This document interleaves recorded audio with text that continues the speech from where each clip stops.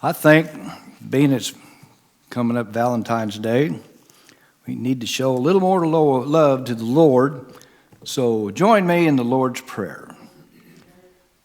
Our Father, who art in heaven, hallowed be thy name. Thy kingdom come, thy will be done, on earth as it is in heaven. Give us this day our daily bread, and forgive us our trespasses, as we forgive those who trespass against us. Lead us not into temptation, but deliver us from evil. For thine is the kingdom, the power, and the glory forever. Amen. There's a little boy, about 9 years old, went and stayed the weekend with his grandma. And he decided he'd give her a treat early one morning, and he made coffee for her and took it into her bedroom. He said, "Here, Grandma, I made you some coffee." She said, "Well, thank you, Johnny." And so she took a sip of it, and it was just awful. But she braved it out and toughed it out, and she finished it, and she looked into the bottom of the cup, and there's a toy soldier in the bottom of that cup. And she said, "Johnny, what on earth is this soldier doing in the bottom of my cup?" And he says, "Grandma, don't you know? Soldiers go good every morning. It's good to the last drop."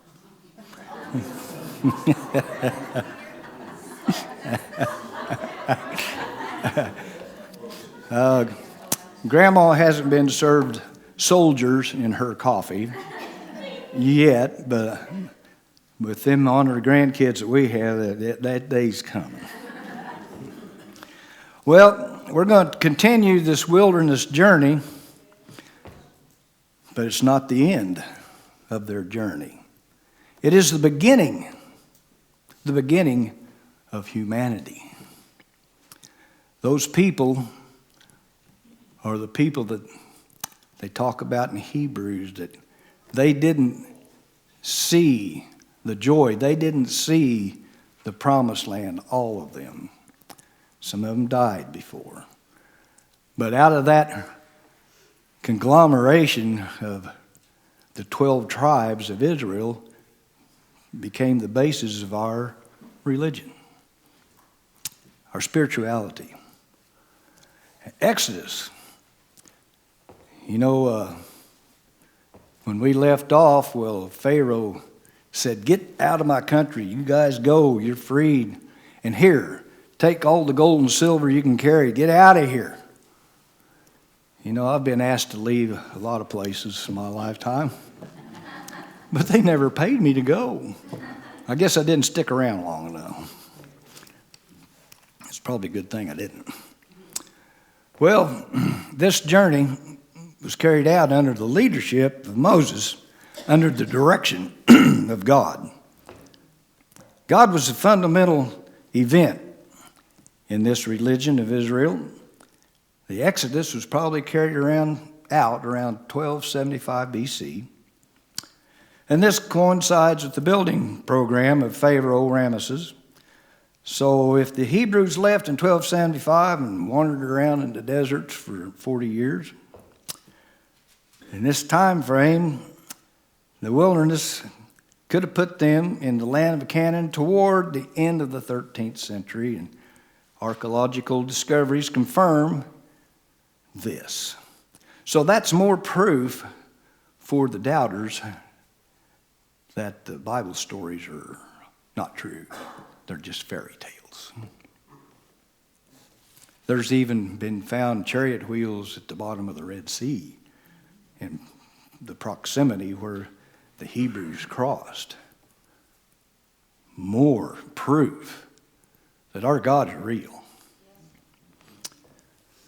So we pick up the story. God had remembered his enslaved people, and he rescued them.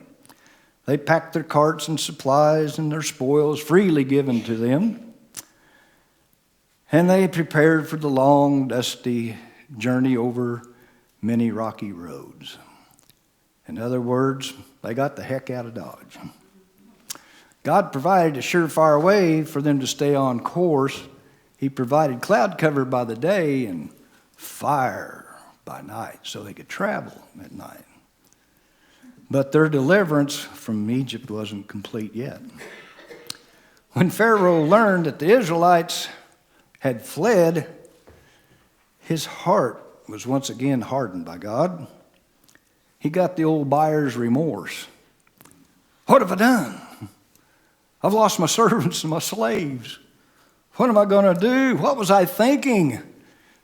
So he assembled all of his chariots and his horsemen and his officers, and they pursued the Hebrews with a vengeance. They finally caught up with them at the Red Sea. When the Hebrews saw Pharaoh's army coming in the distance, they panicked. They cried out to the Lord and said to Moses, "Was it because there were no graves in Egypt that you brought us here to this desert to die? What have you done? Didn't we tell you to leave us alone? It would have been better for us to be slaves than to die in this desert." How soon they forgot. They already forgot that God had freed them from their bondage. They were like barn sour horses. They was wanting to turn around and go back to their comfort zone.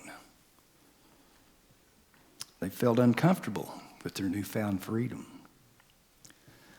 And that's the lessons we are still working on today, learning to be freed from the bondage of sin. We want to return back to our comfort zone to sin again. And then we have to go through the process all over again and ask for God's help. Well, Moses told them, don't be afraid. Stand firm. The Lord will deliver you again today. The Lord will fight for you. You only need to be still. Well, the Lord put the angel of cloud covering that was leading them away from the Egyptians.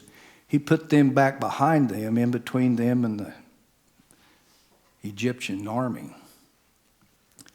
Well, this stopped the army and they went into confusion. It was very dark. And so they did nothing else but set up camp. Well, that night, God told Moses to hold your staff out over the Red Sea. And when he done that, God provided a strong east wind and it blew the water back. And it blew all night long and it dried the land so that the Egyptians would have a dry seabed to travel on. So they had a wall on their right and their left, and they were escaping. Well, that morning, when the fog lifted and the army saw the Hebrews escaping on this dry land in the middle of the sea, kind of confusing, wouldn't it be?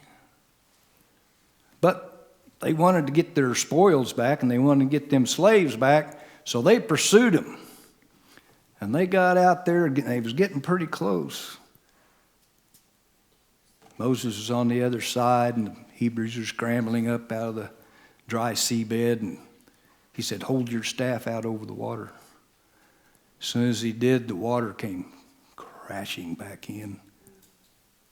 He saved those Hebrew people, but every one of Pharaoh's army drowned, including Pharaoh himself.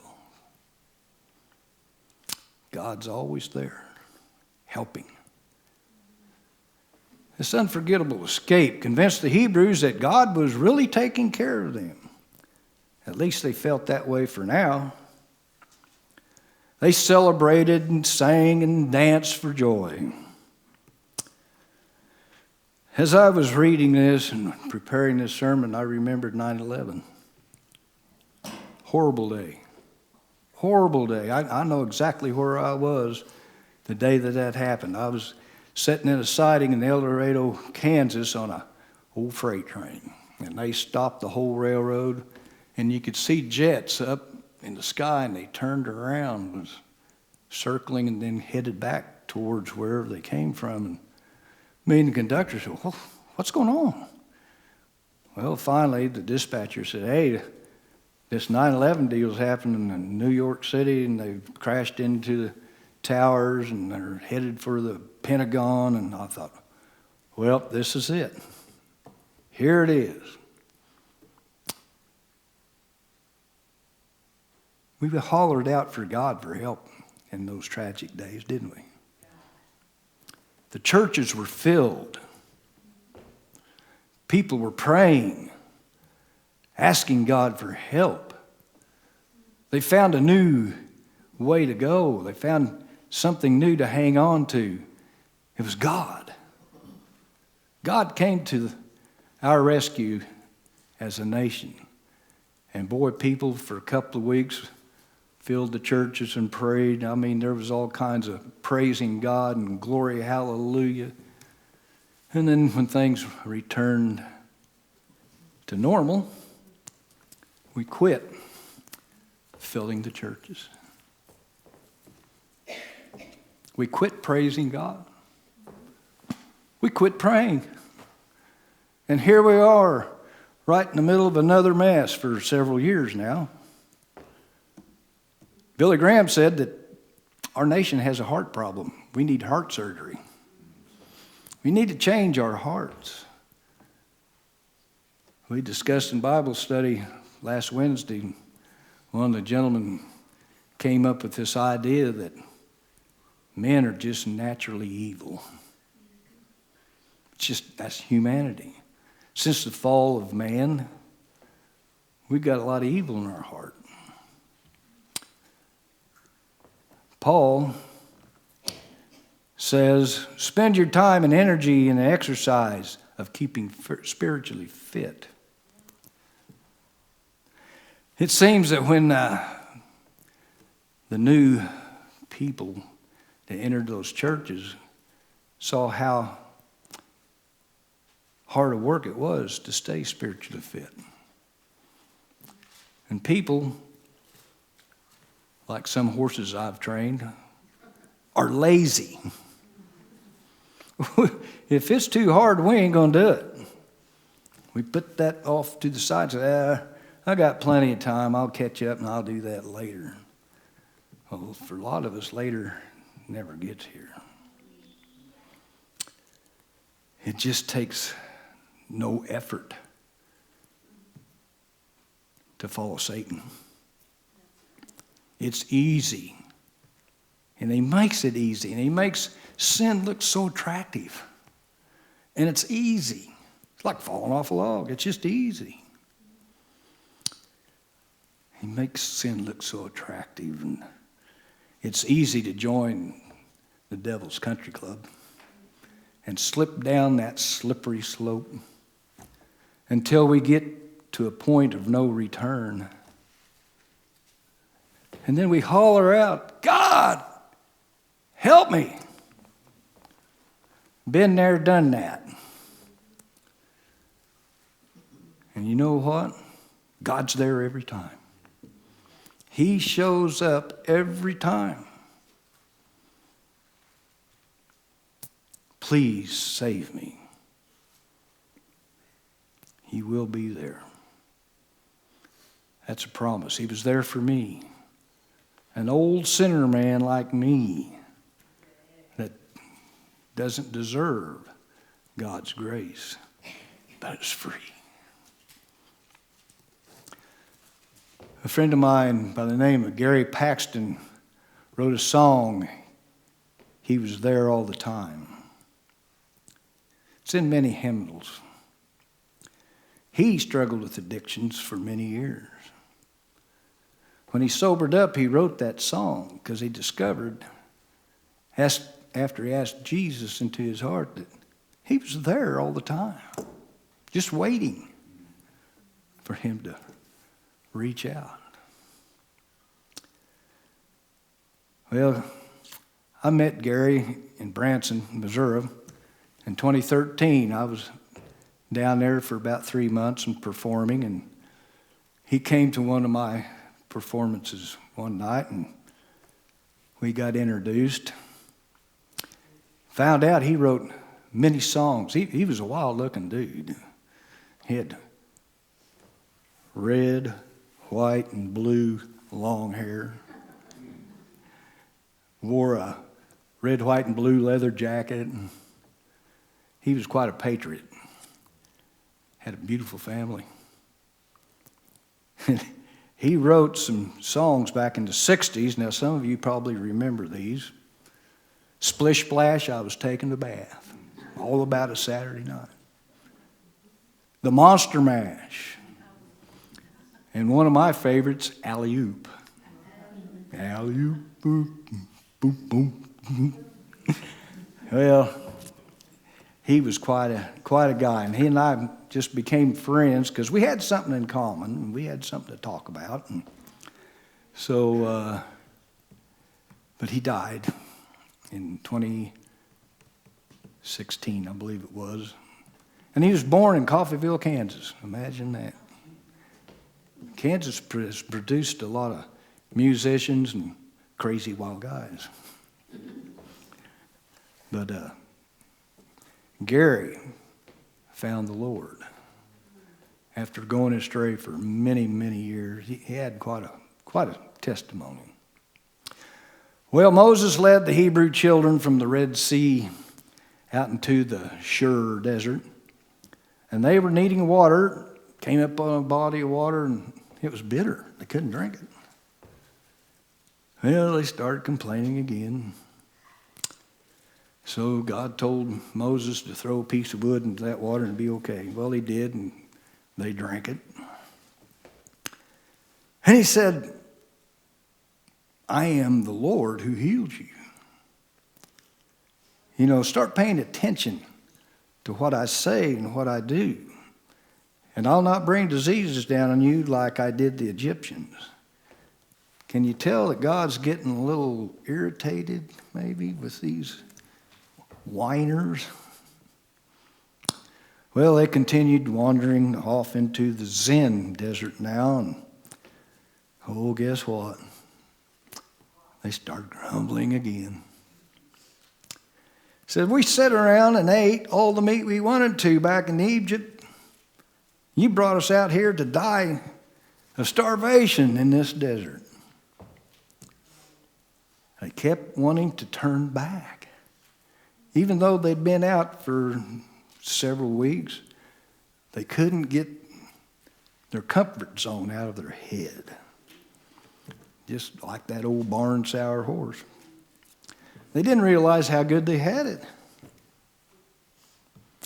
We're a lot like the Hebrew children today, aren't we? We don't realize how good we have it by God providing miracles for us, little miracles every day, like the air that we breathe. We don't see it. Our lungs tell us that that air is there.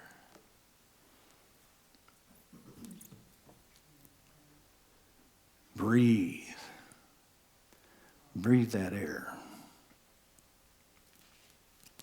Well, one evening, God provided them with an abundance of quail.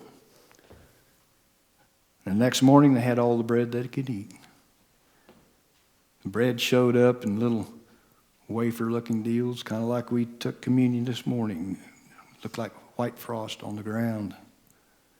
And they were told to pick up all that white frost, or manna is what they called it, every day. And get all the quail that you can get every night. And do this every day. But on the sixth day, gather double, because Sunday, the Sabbath, you're not going to work. You're not going to do anything but praise me and thank me for what all I've done for you. So they did follow those directions. After they left the Zin desert, they camped at a place called Rephidim. And they started grumbling again.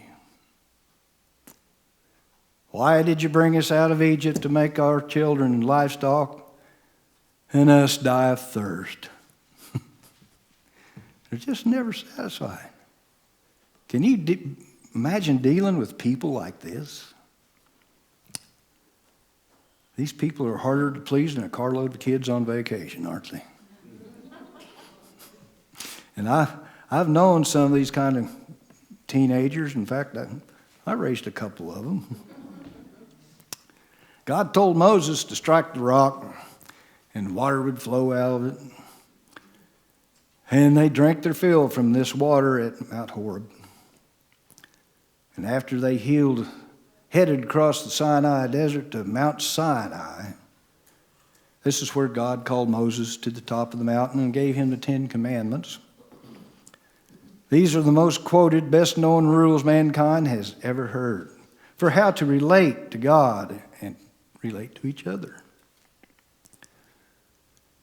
My personal opinion, if we'd throw all the laws, burn all the laws on the books, do away with them, and follow these 10 Commandments, we'd have a lot less trouble. And lawyers would be out of a job, though, because they figure out loopholes, how to get around all this stuff. But all we have to do is love God with all our heart, with all our mind, with all our soul, with all our energy, and love our neighbor as ourselves.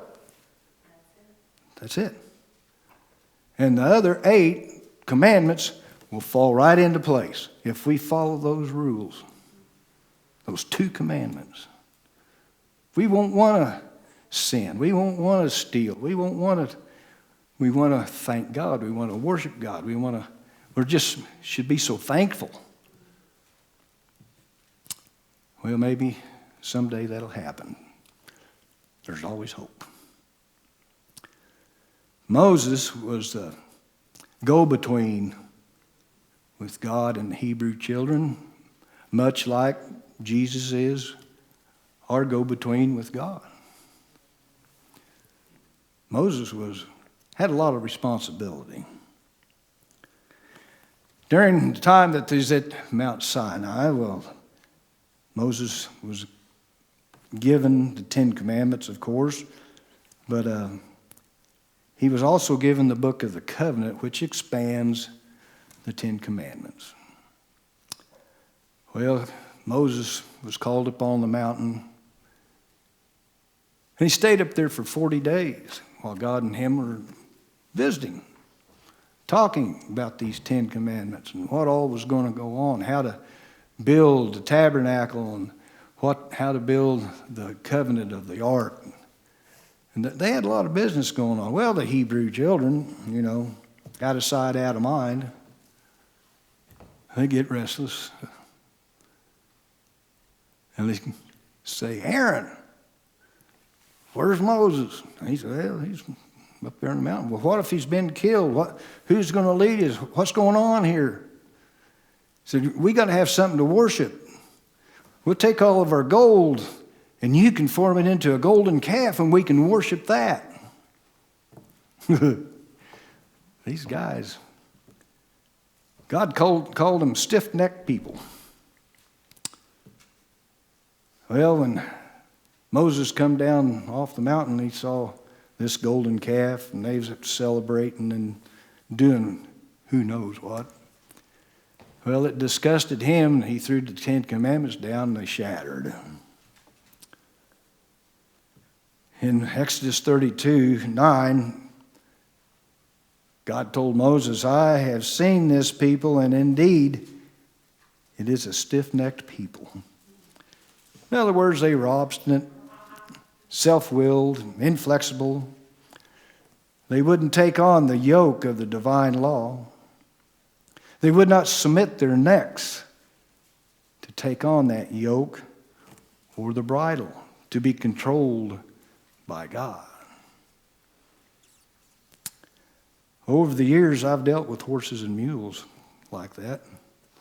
They get pretty stiff-necked until they come around to my way of thinking. And I've dealt with a lot of people in my 25 years of ministry that were pretty stiff-necked too. But maybe someday humanity will change.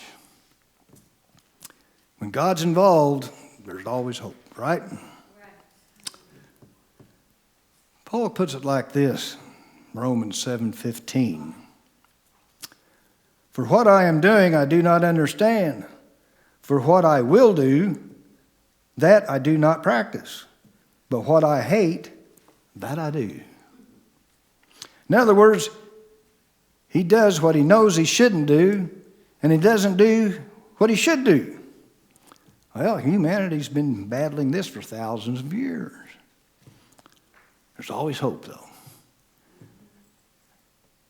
You know, that hope leads into trust after a while when we see God moving in people's lives. Stephanie will sure tell you about that. It's good to see you, Stephanie, in church. It makes me feel pretty complete. I looked back there and I saw her sitting back there, and I thought, man, Kurt's looks have improved immensely. Sorry about that, Kurt. Well, Moses went back up on the mountain, had that conversation with God, and Moses was instructed to carve out the 10 Commandments with a hammer and stone and a chisel. And God was angry. He was pretty upset because of the disobedience. But he said he would lead them on to the land of milk and honey. But he would hold their disobedience against them. And he did this for 3 or 4 generations. And I read something when I was in alcohol rehab that our addiction will affect generations of kids on down the line until someone breaks the chain. We can break that chain of addictions, alcohol, relationships, drugs. It's up to the individual to break that chain, and God will help. He helps us. He will be there when we cry out, God, help me. He did that for me. I cried out for help in that motel room in Amarillo, Texas, and he immediately started helping me. It took a while. God takes a while. He wants to make sure you're catching on. He wants to make sure you get the deal. Well, in Exodus 14:30-31, I should read that. That's not a very long. I got a little time to waste. Got 2 hours to do this, don't I?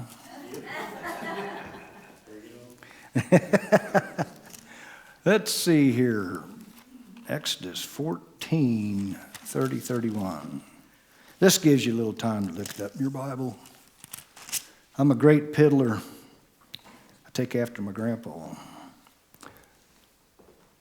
14:30-31. So the Lord saved Israel that day out of the hand of the Egyptians, and Israel saw the Egyptians dead on the seashore. Thus Israel saw the great work which the Lord had done in Egypt. So the people feared the Lord and believed the Lord and his servant Moses. The Lord saved Israel that day from the Egyptians. Israel saw the great work which the Lord had done in Egypt. Their independence as a nation began that day. A life inseparable from belief in Jehovah and his servant Moses, only to be merged in the higher life revealed by his Son, Jesus Christ. See, God takes a long time to do things. He's a perfect God. He's going to make sure that things work out. So it took a while for Jesus to show up on the scene. In Exodus 15:3, The Lord is a man of war. The Lord is his name. Man had no part in the victory at the Red Sea. The battle was the Lord's. In 15:11, who is like you, O Lord, among the gods? Who is like you, glorious in holiness, fearful in praises, doing wonders? Who is like you, O Lord? Who is like you in glorious in holiness, fearful praise, working wonders? The Hebrews leaving the land in which polytheism attained its highest development with gigantic statues and temples of grandeur, mighty lesser gods, idols.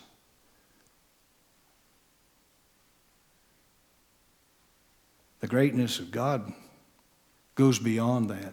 There's no comparison of God once he has been established.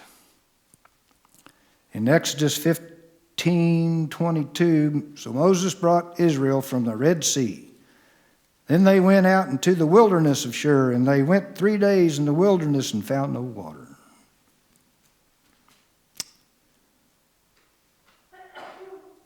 They went into the wilderness.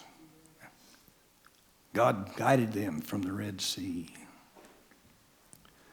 The history of the journey from the Red Sea to Mount Sinai teaches us that during that year they was camped at Mount Sinai, God taught them who he was and what he required of them.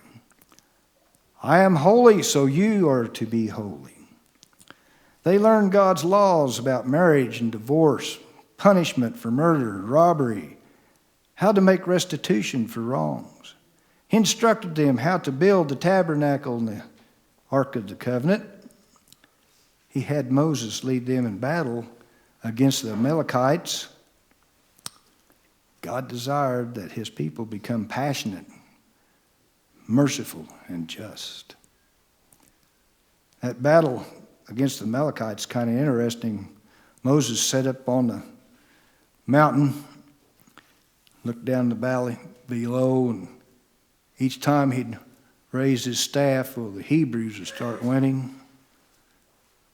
When his arm got tired, he'd lower it down, then the Amalekites would start winning. That battle went back and forth, until Aaron, I think it's Joshua, helped Moses hold his hand up, that staff. And the Hebrews won, just because of that staff and the Lord working through that staff. God can work through your lives with that staff. He has a lot of strength. He gives us more strength than we realize. We have a lot of strength that we can use against sin.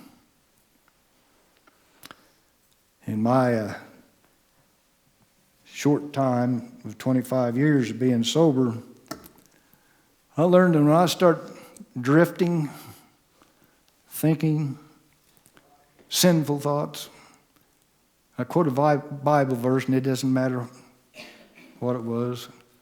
I think it's Mark 10:45 comes to mind. I came as a ransom to die for many. I'll say that. Then I'll use the old, get thee behind me, Satan. And while I'm reciting all that, well, Satan starts whimpering. He don't like to hear those Bible verses.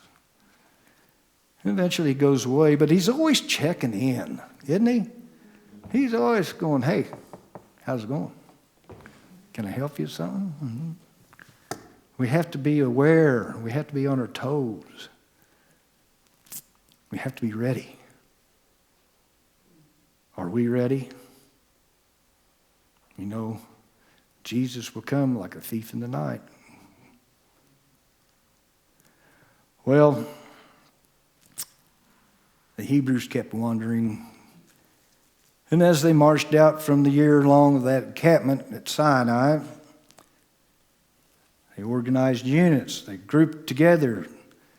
They formed the 12 tribes of Israel, named after the 12 sons of Jacob. God continued to guide them with the cloud by the day and the pillar of fire by the night. He had rescued his people from slavery, showed them his power, guided their steps, had given them laws, and gifted them with his presence. By now, perhaps the people would trust God and his leading.